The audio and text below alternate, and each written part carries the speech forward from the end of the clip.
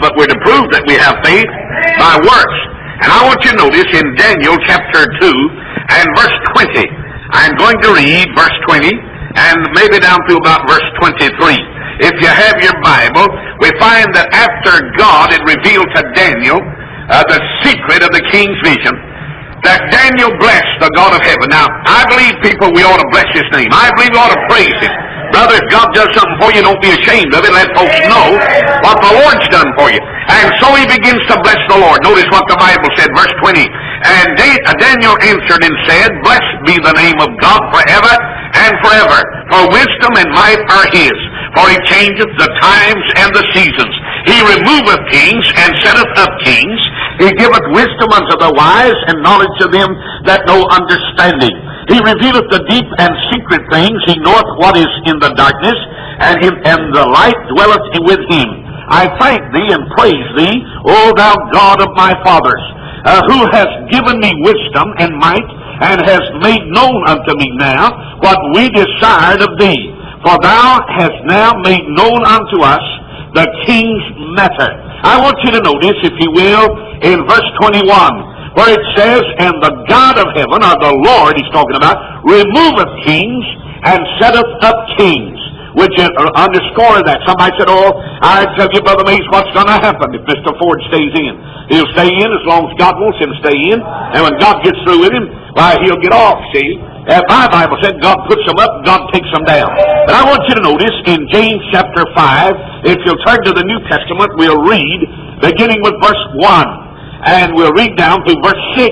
And then we'll have prayer, and I'll bring you the message. I want you to notice, if you have your Bible open, in James 5, he said, Go to now, ye rich men, weep and howl, for your misery shall come upon you. Your riches are corrupted, and your garments are moth-eaten. Your gold and silver is cankered. Now I want to stop there long enough.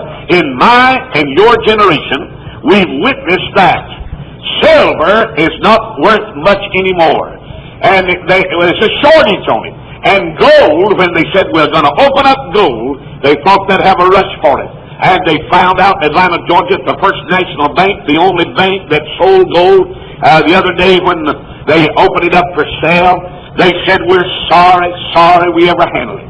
Said we've lost money because it's not going to bring what we thought it would. And there's not a rush on it. This is what the Bible said. Said there'd come a time when your silver and your gold is cankered now, and the rust of them there shall be a witness against you, and shall eat your flesh as you are fine. Ye have heaped up treasures together for the last days. But the hire the laborers who have reaped down your fields, which is in your which you keep back by fraud, cry out. And the cries of them which have reaped are entered in the ears of the Lord of Sabaoth. You've lived in pleasure on earth, and been wanton. Ye have nourished your hearts as in the day of slaughter.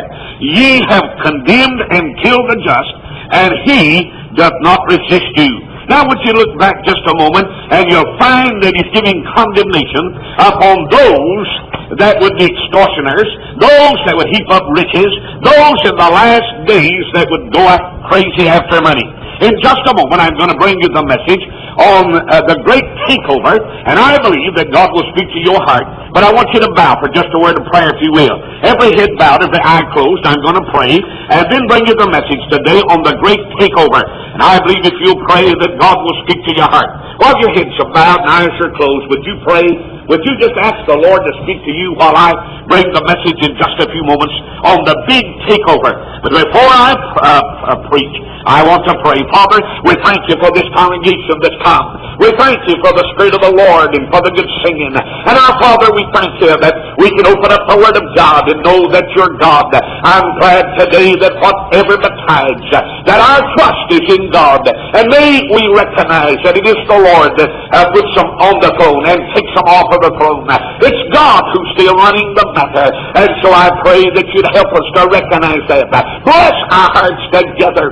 And may the Lord be glorified on this hour. And Father, all that's accomplished, every soul that's saved, every heart that's blessed, we'll praise thee because we ask it in Jesus' name. Amen and amen.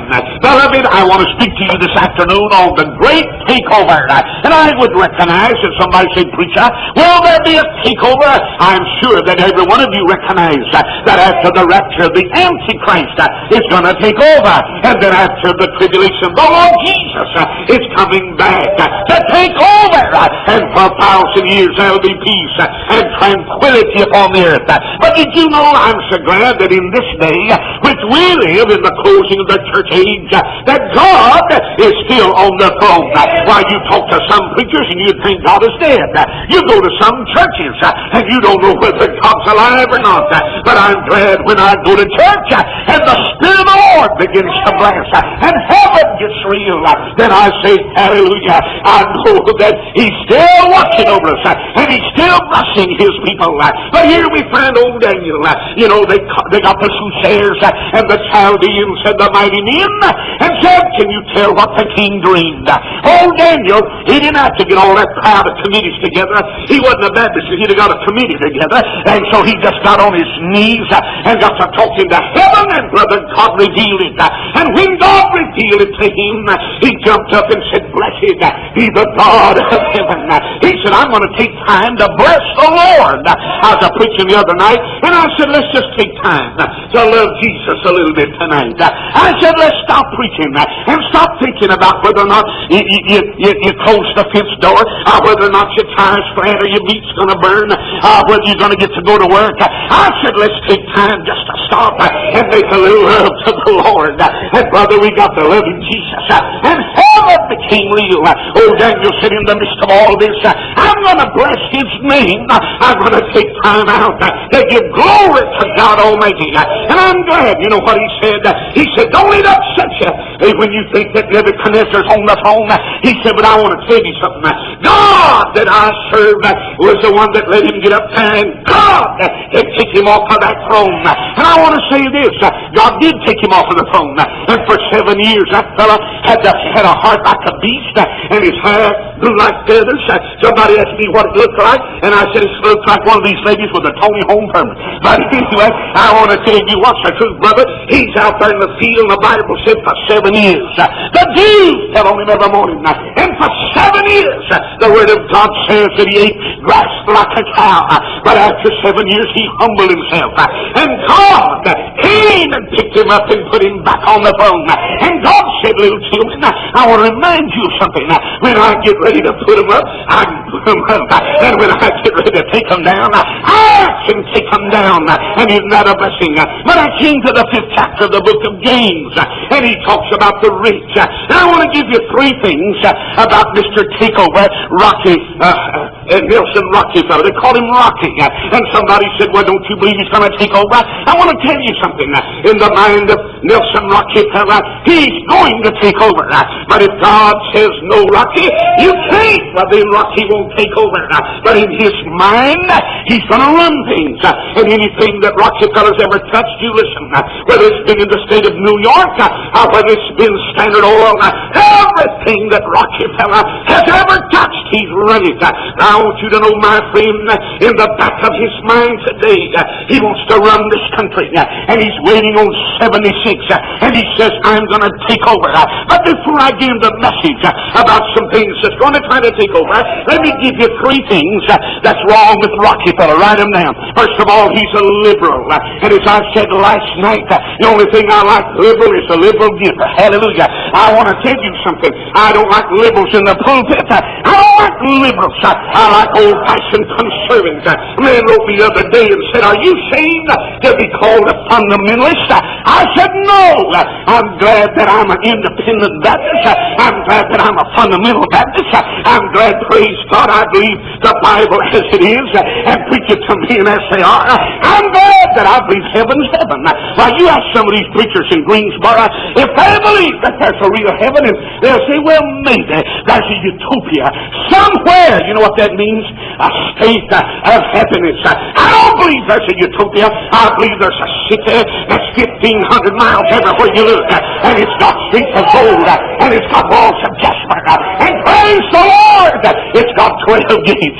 Somebody said, a lady asked me one night down Torture, said, which one are you going in? I said, I don't know, sister. I may go in all 12 of them. Gets excited, run in and out all 12 of them. Hallelujah! Listen to me. I believe that Lord, I believe something. Mr. Rockefeller said, I'm liberal. I believe in abortion. I tell you what I believe about abortion. I believe it's murder, legalized murder. Mr. Rockefeller says, I believe that we ought to give to those poor people that won't work.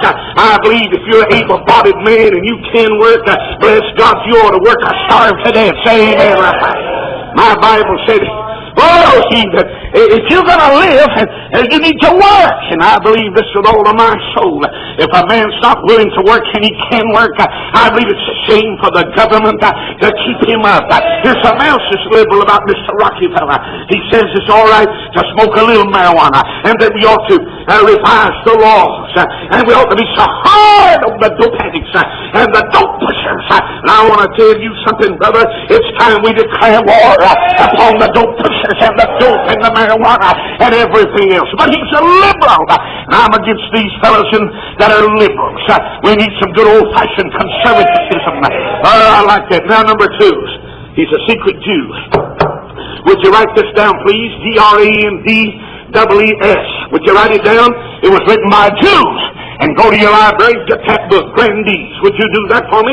And if you'll look, you'll find the Rockefellers are secret Jews. Now, I don't know why he's ashamed of it. Bless God, if I was a Jew, I wouldn't be ashamed of it. I'd let folks know, hallelujah, I was a Jew. God said, I'll bless them that bless thee, and I'll curse them that curse thee. I'd be ashamed of it. Well, you know what I do every time I pass an old Jew in Atlanta? I get around and say, God bless you, brother. Somebody said, why? God said, I'll bless you if you bless him. And I'll, yes, sir. I say, run it off on me, bud. Yes, sir. That's what the book says. God said, I'll bless you if you bless him. And here's something else God said. He said, I'll curse you if you curse him. And you better not touch the Jew. But here Mr. Rockefeller comes along, and according to this Jewish historian and according to this Jewish literary critic, he says Mr. Rockefeller and his family came from Portugal, and that originally they were Jewish people. And I'll tell you, any man's ashamed of what he is, I don't have much confidence in him. Say amen. I'll tell you, if I was a colored man, I wouldn't be ashamed of being colored. And I believe there's a white man, I shouldn't be ashamed of my race. God help these folks that are ashamed, and some of you are ashamed that you're an old-fashioned Christian. You'll get up here in front of somebody tomorrow and they'll say, you say, well, I go out here to Faith Baptist Church. Why don't you stand up and look at my eye and say, bless God, I want you to know I'm not ashamed of the gospel, for it's the power of God and the salvation to everyone that believeth, to the Jew first and also the Greek. And here's the third thing about Mr. Rockefeller. He's power hungry, and he believes he can buy it with money. Let me tell you something, friends. The best things in life you can't buy with money. Oh, it's a God in the Lamb forever. You can't buy salvation with money. You can't buy the Holy Ghost with money. Oh, listen, you can't buy my friend's happiness with money. I was down in Florida last summer. I went down to sit with Roy Rigdon. He said, you see that third house down there? And I said, boy, ain't that a nice one? He said, you ain't kidding me. That's nice. He said, there are only 2 people over there, a maid and a gardener. Said that house cost at least $500,000. And said he only comes there maybe once a year. And he puts on dark glasses. And he wears a hat down over his eyes so they won't know that his name's Elvis Presley. Said that's his home. Said he's got all that money, but he's miserable. Said he thought he could get fame and all that, but that won't bring happiness. The night I got saved and see dormitory on Hillsborough Street down in Raleigh, North Carolina, let me tell you something. I don't know whether I had a nickel or not, but I cried out to the Lord. And I'm glad it said you're not saved or redeemed with such stuff as silver and gold, but with the precious blood of the Lord Jesus Christ. And I'm glad I'm saved, but men get power hungry, and men, they're dangerous. You take deacons when they get power hungry. There's dangerous in the church. You take preachers in some convention that get power hungry. They're dangerous. I believe, bless the Lord, we ought to be what God wants us to be. Here's Mr. Rockefeller. He's power hungry and wealthy. Now, you say, preacher, will he invade? I'll give you that to close, but let me give you some things quickly. You write them down, and then I'll let you go home. I believe there's a spirit of takeover in this country. And I'm going to give you some things I believe is trying to take over. First of all, the spirit of rebellion's trying to take over. Just as sure as my name's Mays Jackson, there's rebellion everywhere you look today. There's rebellion against the government. There's rebellion in the church. There's rebellion in the home. It's pitiful. If your little girl can stand up and tell you she'll not do it. It's pitiful. Somebody say, but I've got a generation gap. Get your belt and close that gap. Bless God. Amen. I tell you, folks run around making me sick. Talking about, I never forget one time I was with a big old preacher and had a mustache. That's back before some of you other fellas ever thought about him. Mustaches. He had a mustache, he's a red big old fella. And I was with him. He had a little boy and he said, honey, close the door. And that little boy said, I ain't going to do it. And he said, I said for you to close that door. He said, I'm not going to do it. He said, I said to close the door. He said, I'm not going to do it. I said, preacher, loan him to me for 5 minutes. He said, what would he do? I said, he'd go in the door slamming business. Bless God. I'll tell you what, if I got a hold of him, yes, sir, he'd close every door, bless God, in this county. You talk about closing doors. There wouldn't be a door in the county wouldn't be shut after I got through with him. And yet you talk about, people talk about rebellion. And the spirit of rebellion's on. Let me show you something. Do you want to be blessed of the Lord? It's the humble. It's the contrite. Oh, when you get blessed, isn't that wonderful? I'm glad, brother, when I get down humble before God, God blesses me. When I get down on my stomach and I begin to weep before the Lord, and I say, Lord, I'm not worthy of your blessings. I'm not worthy of all you've given me. And about that time, I hear heaven. Woo! Praise the Lord. And about that time, brother, it gets foggy and heaven gets real. And brother, when we humble ourselves on the mighty hand of God, brother, we can be blessed. Brother Jess can tell you this is so. We used to get out there and go Pelham. We used to have the office times you've never been, and some of you folks would get scared to death if you got something like this. Lord God, I mean, it's dangerous up there. I've never been to the Talladega 500. I've never been to the Indianapolis 500. I've never been to Atlanta 500, but I've been to the Holy Ghost 500 down there. Praise God. You talk about a time we'd have it. Oh, listen. I mean, one night we was praying behind Pelham Church and 65 Baptist preachers, and we were just praying, and everybody seemed humble. I'll never forget, Brother Sider said, Mays, how about you preaching? I said, no, I'm over here behind a tree. I just want to stay behind. He said, preach! I said, I can't see how to take a text. He said, quote one and start preaching. And I jumped up and quoted something. I don't even know what I quoted. And I started preaching, and those preachers started running. You've never seen the beat in all of your life. They ran around. There's a hollering and a hooping. One of them climbed the tree. And I said, Lord God, this is the wildest time I've ever seen. And you know what the Lord told me? He said, Mays, that'll humble you. Oh, when somebody tomorrow asks you who's up that tree, he'll humble you. And I want to tell you something. I met one of my highbrow friends the next day, and he said, Mays, I understand that y'all got a little excited last night. I said, no, you understand wrong. I said, we got as wild as you can get last night. I said, a preacher climbed a tree, and he said, don't tell me. I said, yeah, you ought to have been there. I said, bless God, there's a passion in me. Oh, but let me tell you something. There was the spirit of humility. And when people get down off the high horses, and when people in our churches get to the place they'll humble themselves on the mighty hand of God, let me tell you something, there'll come a revival. God cannot bless a rebellious and proud generation. And as long as we're rebellious against God, and rebellious against God's man, and rebellious against the book, and rebellious against the Holy Spirit, we'll not see the blessings of God. But listen, there's a spirit of rebellion trying to take over in this country. Number two, there's a spirit, secondly, of demonism that's trying to take over. Let me show you something. I was over the other day in Gatlinburg, Tennessee. You ever been in Gatlinburg? I know some of you, but you didn't go there for the same purpose I went. I went there for revival. They put me over on Twin Island Motel. I was over there, and the fellow that owned the place that belonged to the church while I was in a meeting. He knocked on my door, and one word he said, Mr. Jackson, I've left my car out here for you to drive. Now I looked out and it's a Cadillac, and I thought, well, praise God, I like that. Hallelujah. I said, boy, if that thing ever has any kids, I want one of them Cadillacs. I said, I sure did. I said, hallelujah. But I want to tell you what he said. He said, I want to take you up to this museum. I said, what kind of museum? He said, Brother Mays, I want to take you up to the Witchcraft Museum. And you know what I did? I didn't go with him. I was afraid. I asked the preacher, I said, AC, I said, have you ever been in that Witchcraft Museum? He said, yeah, but he said, I'll never go in there again. He said, I could feel demoniac powers. I could feel the power of demons. He said that witchcraft business is nothing, Brother Mays, but demonism. Now I want to tell you, demonism is trying to take over this country. All these old mysteries and beyond the grave stories and digging up dead bodies. Oh, you say, preacher, what is that? All this stuff about Satan worship. All this stuff of bowing down to Satan. It's demonism. Let me show you something. I didn't know what this was. I was down in Florida, and my wife and I sitting in a little Waffle House, the only place we could find to eat down there. Didn't have beer, wine, liquor. So I said, okay, we'll eat the Waffle House. We was eating in there. A highness of somebody. You know, when I'm going down the road, you know, I used to be polite to a lady, but you can't tell whether it's a lady or a man now to be polite. Say amen. Bless God, you have to give a medical examination to find out whether it's he or she. Now, that's right. Now, you put that down. Now, when you go down the street, you better not toot your horn. You don't know whether you're tooting your horn at a woman or a man. You can't tell. But God said, look at that for the next move. And I finally did, and he had a thing in his ear.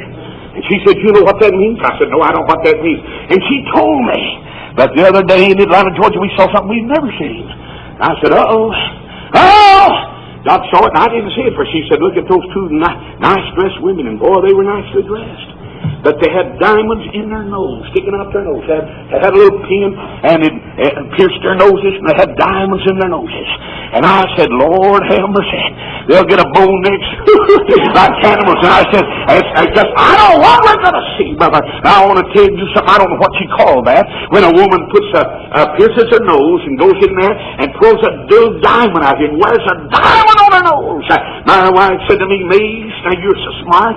What is that? I said, honey, I didn't graduate in that kind of stuff. I can't tell you what that means. But I got home, I got thinking about it. All these strange things that we're seeing.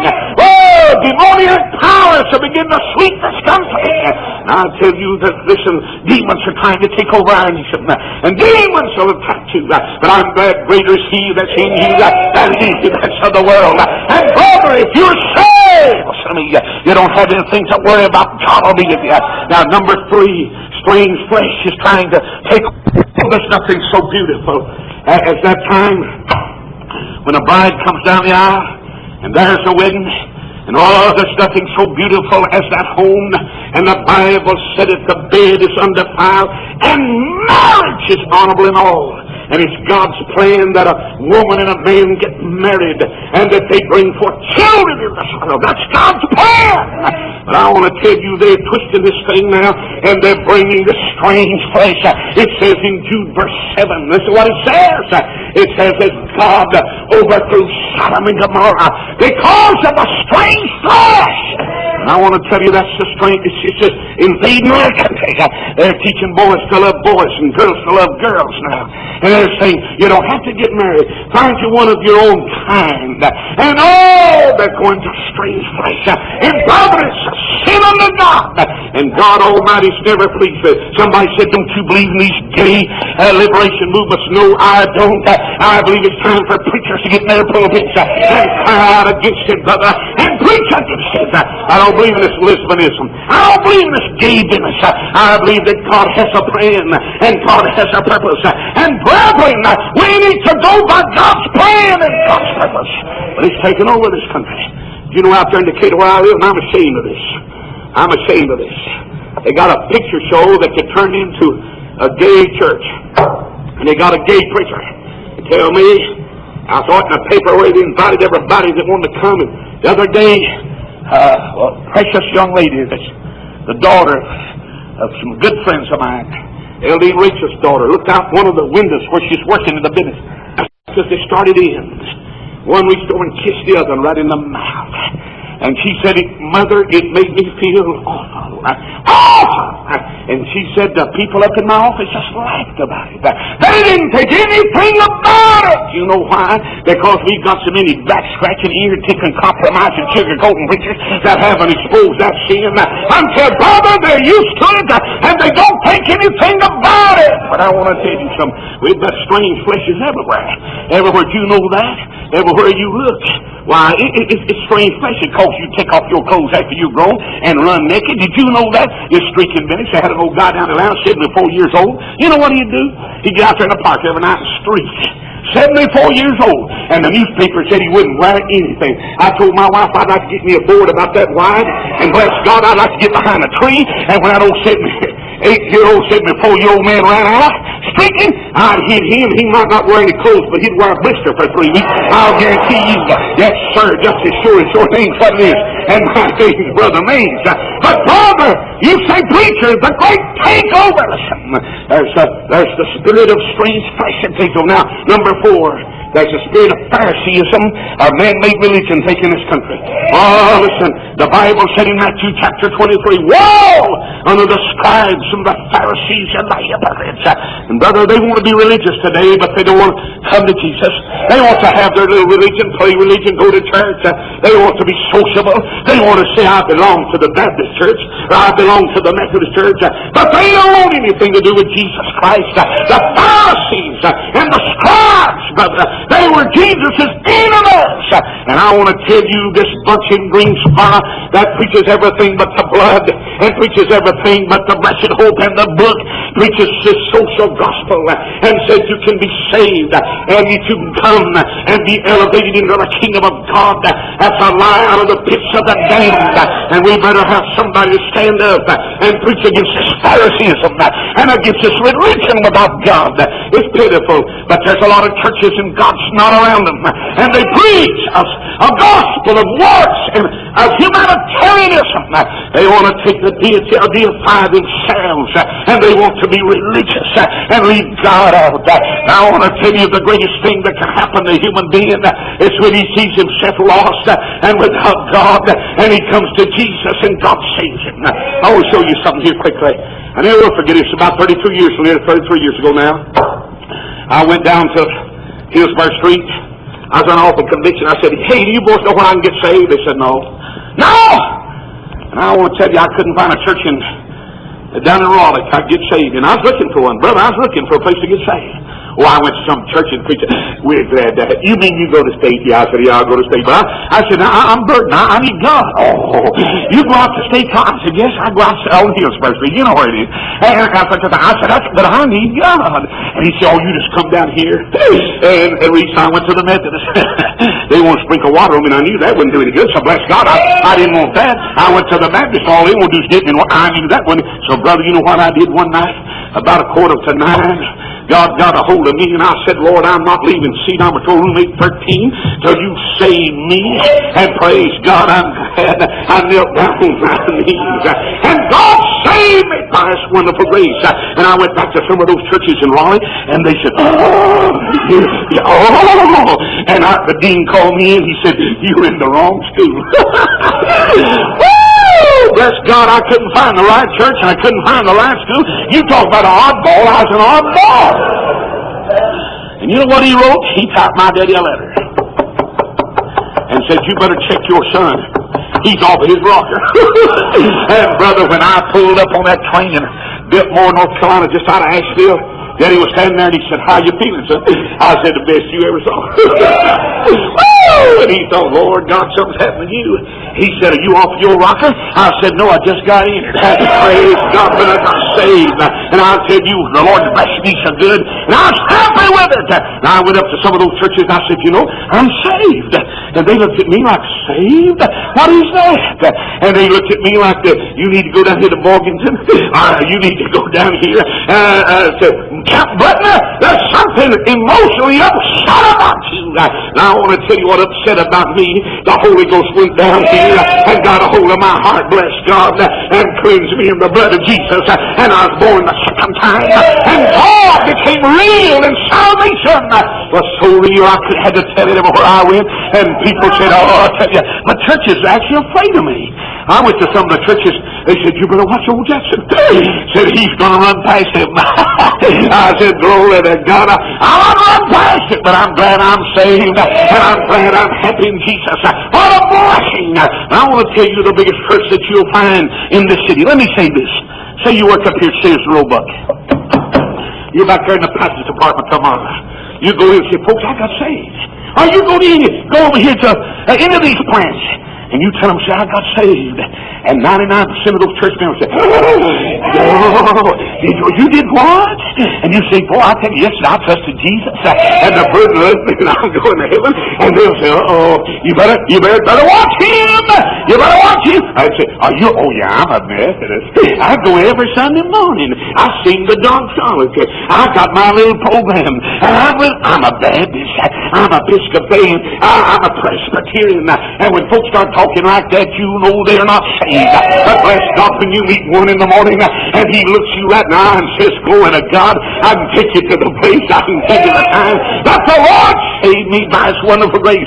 You'll know that there's a difference in that man. And you'll know that he's saved and that he's born again. And I said, I can just almost tell by looking at you when you get saved. It'll show on your face, you know that. Brother Ronnie said when we prayed the other night, 50 men at least back there prayed for his mother-in-law. That day and had a bit of rest. He said the next morning when Doc came in the room, that's his wife, he said, I knew that she'd been sleeping on the arms of Jesus. She looked rested. Said, looked like the sun didn't come up outside. It came up in her face.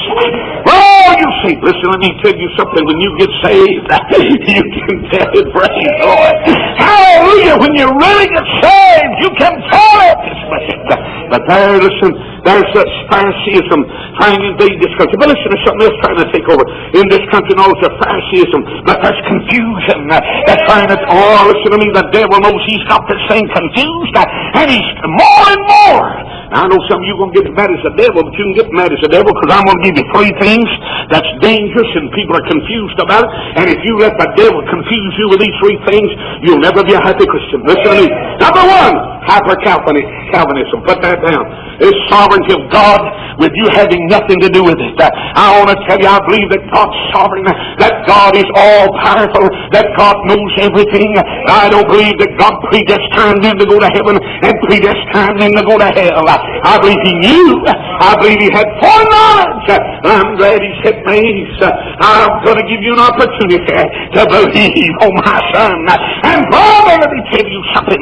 If you believe that only the very elect of God, you go out here and start, it'll dry you up. It'll take the joy out of you. And brother, it'll drive any church. Hyper-Calvinism will kill you. I'll tell you what's the truth. I'm so glad I'm going to get everybody saved I can. I'm going to weep over everybody I can. And brother, we ought to do that. But this hyper-Calvinism will kill you, and you need to stay away from it. Number 2, charismatic movement. That'll kill you. Now, I said this last Sunday. I won't say it again because you may not know what it is. I want to help you today. I know a preacher gets up and he says, charismatic movement. And I said, how many of you know what I mean when I say charismatic movement? So I'm going to ask you again today. And I didn't preach a sermon last Sunday, but I did mention this. How many of you here in this church do not know what the preacher says when he says charismatic movement? If you don't know, lift your hand and I'll tell you. Thank you, thank you, thank you. Charismatic movement is a new brand of Pentecostalism that slips in and tells you that you're not baptized with the Holy Ghost unless you speak in a tongue that's hard anything you've ever heard. And it's a Pentecostal movement, not of the old brand, but it's a new brand. And it'll confuse you, and it'll get you thinking you got to speak in some kind of foreign language. Let me tell you something. I have a hard enough time with this language, and I'm not worried about another language. No, sorry. I tell you, I'm not worried about it. I hear a lot of folks say, well, preacher, I'm seeking the tongues, not me. I'm seeking a bridle for the one of God. Say amen right there. You'll find a lot of people, brother, run over this country, and they're so confused. What good does it do to speak in tongues when nobody can understand you? I'll tell you one thing, I get through with you, you won't have to get a dictionary to find out what I said. Yes, sir, I believe a preacher ought to preach a plain, brother, that everybody knows what he's preaching. Yes, sir. But you want me to tell you what's going to rob a lot of your joy? Somebody's going to come up to you and say, you ain't got it all. Yeah, I'll tell you, there's some more. Well, I know that, but I'm not going to get it out of the same judge they get it out of. Say amen. Bless God, I'm not going the same way they're going. I've been too far down the road of the old-fashioned fundamental faith. So listen to anyone. I want to give you a little illustration to show you it's wrong. You know, the only people that spoke in tongues in Corinthians were a bunch that's going to court, a bunch of babies, and a bunch of folks said they had to have that as sign. I don't have to have that. I got the complete canon of the Scripture, and I've got the witness of the Holy Ghost and the power of God, and I don't need that. So we better watch it. You better watch it. Now, we'll forget when I first started preaching, and it won't do you any good if you came up and asked me, because I tell you what I did here. He came up, he said, Brother Lee, if you'll join a certain Pentecostal group, and if you'll preach a certain Pentecostal doctrine, you can write your own check. We'll put you in a Cadillac. We'll see that you never want for anything. I said, wait a minute, mister. You don't know Mitch Jackson. I don't preach Baptist doctrine because anybody pays me. I preach what I preach out of the Bible because I believe it's in the Bible, and I wouldn't preach if you'd give me 49 Cadillacs. I'm not against the Cadillac. I like to ride the Cadillac. If Drew get his heart right, he'd ride me more in his Cadillac. I'm not against that. Amen, brother. I'm not against it. Listen to me. But I'll tell you, when I've got to compromise what I believe and get up and preach something that I don't believe, listen, and have money that way, listen, you can keep your money. But I believe, brother, I'll preach it whether I get any money or not. But I believe, brother, I'll preach it whether folks agree or folks don't agree. But the man said, if you'll just come over. I said, mister, I couldn't come over. I'd be a hypocrite. I said, let me tell you something. What I preach, I don't care whether the Baptist likes it or not. I believe it's Bible. What I preach, I don't care whether the Methodist like it or not. I believe it's Bible. And I said, I can lie down and die by what I preached. And I said, there's confusion. The charismatic movement. My goodness, a second. Now, number 3. I'll get the rest of it. You didn't get mad on that. You'll get a little bit, miffed at this. Listen to this. Somebody said, what is it? Just easy to believe this. Just get them in the church and say, you believe Jesus died, and get them a Roman road. That's not worth a dime. There's got to be Holy Ghost conviction. Oh, listen to me, brother. You've got to get disturbed about your soul. And there's got to be a consciousness that you're lost, and you're without God, and you're without hope, and you're without mercy. I wouldn't give you a dime for folks that come up and say, Brother Mays, I believe Jesus died. Devil believes that. Devil believes that. Devil believes that. I know the best thing in the world you can do is show a sinner how to get saved. I'm not against the Roman road. Don't get me wrong. When he's not on a conviction, don't go out here on the road, stick your and say, will you believe that guy? The man waiting on the bus, he's not going to get saved. I'll get your church a cram full of folks that never have known what it is to get them saved. And brother, when they come to Jesus and are born by the Holy Ghost, then brother, this mental action, head religion, and mental belief of send them to hell, it better get way deep down in here. And that's hard. With the heart, man believeth unto righteousness, and with the mouth confession is made unto salvation. Are you listening? Listen, it's down here that counts. Down here that transforms you. And I want to tell you, you know why? You got so many folks who come in August meeting, and I get tired of these August meetings. And they come out and say, and you think, brother, they're saved, and you can't find them in September. They got it up here and didn't get it down there, bud. You let a man really get saved, and he'll be there in October. Praise God, he'll be shouting in December. You let a man really get saved and born again. But we're living in the most confused age you've ever seen. Let me give them to you again. Number 1, hyper-Calvinism, that'll kill you. Number 2, charismaticism, that'll kill you. Number 3, easy believism, that'll get more folks confused than you've ever seen. We need to get folks to come with the holy law of God and show them that the law is the schoolmaster, the man of Christ, and they can't save themselves, and they have to be saved in the heart. I believe in the heart and confession with the mouth. But this country's been taken over by these 3 things. Let's come on. Here's the next thing. I believe that the world will be taken over, and he's taken over now. Are you listening to me? Now, some of you won't agree with this. It's all right. I won't fall out with it. But our nation has been taken over by the spirit of the Antichrist. Somebody said, I don't believe that. 2 Thessalonians chapter 2 verse 7 said, and the spirit of iniquity doth already work. The spirit of the Antichrist is already at work. I'm going to give you something. Hold it. We won't know who he is. I'm going up in the rapture. And when he rides in, I'm already gone. He'll say, where's old Mace? They'll say, well, he went with the bride. Yes, sir. Let me tell you, I'm not going to be here when the Antichrist is revealed. I believe that there will be a tribulation after the rapture of the church of 7 years. And the man of sin will be revealed. But I want to show you something now. Get this. I believe before the rapture and before the tribulation that the spirit of the Antichrist will be at work. The stage is being set today. Let me show you. There's a counterfeit Godhead. There's a counterfeit church. There's a counterfeit spirit. There's a counterfeit salvation. There's a counterfeit joy. All of this is the spirit of the Antichrist that's working in these days to confuse folks. Now, folks, you better not get confused. With the spirit of the Antichrist, it's taking over this country. Everywhere you look, you'll see the spirit of Antichrist at work. Now, don't go out and say that Brother May said the Antichrist is here now. He may be somewhere in the world, I don't know. But nobody will know who he is until the church is gone. Woo! Praise God, I'll be gone. But I got news for you. I'll be back. Hallelujah. Say amen. Bless God, I'm coming back. I never have been much to ride horses, but I got a white one I'm going to ride. And I'm coming back. Amen. That's sir, I'm coming back. You know, I live in a place called DeKalb County, Georgia. DeKalb County is what they call it. That's the name of it. You know, I get some funny calls once in a while. I got a call several years ago saying, hello, is this Dr. Jackson? I said, no, ma'am. I'm not even a practical nurse, much less a doctor. And she said, oh, is this Reverend Jackson? I said, no, ma'am, this is not Reverend Jackson.